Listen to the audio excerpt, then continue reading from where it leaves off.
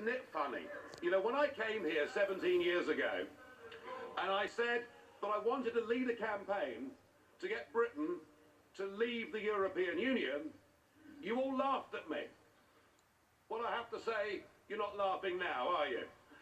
And the reason you're so upset, the reason you're so angry, has been perfectly clear from all the angry exchanges this morning. You, as a political project, are in denial. You're in denial that your currency is failing. You're in denial.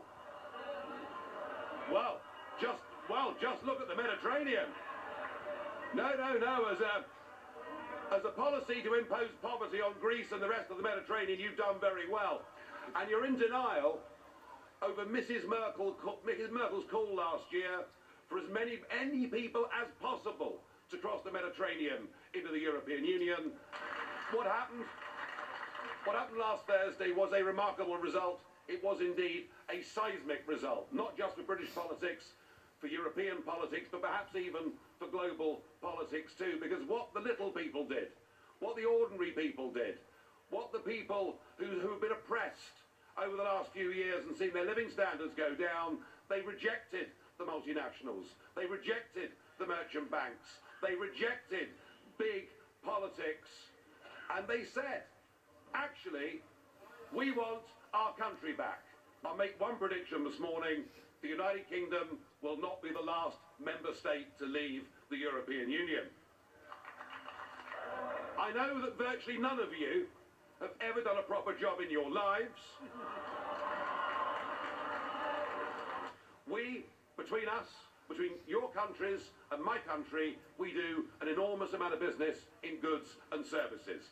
That trade is mutually beneficial to both of us. That trade matters.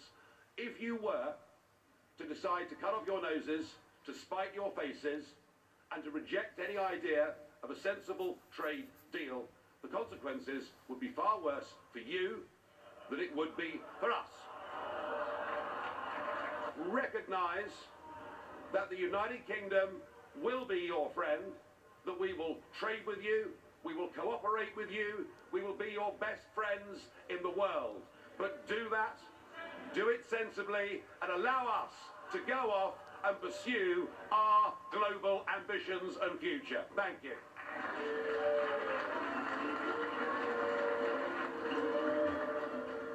Well, there were some pyrotechnics. Nigel Farage addressed the chamber after being roundly criticised by the President of the European Commission, Jean-Claude Juncker, and others.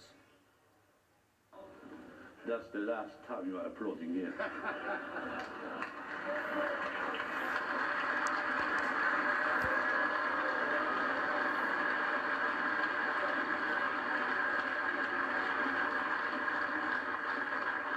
And to some extent, I'm really surprised that you are here. You were fighting for the exit. The British people voted in favor of the exit. Why are you here? The absolute negative campaign. The posters of Mr. Farage showing refugees like in Nazi propaganda because they copied it at that moment.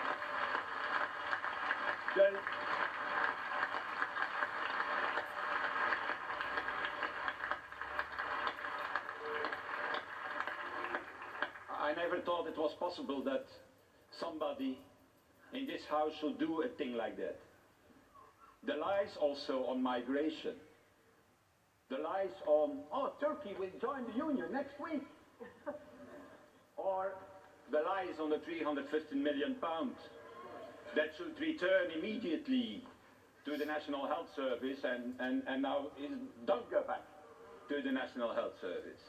And today, yeah, we see the outcome of it. A multi-billion loss in stock market value. A dramatic drop of the pound. Yeah, it goes down when you speak, Mr. Farage. Wait a little bit.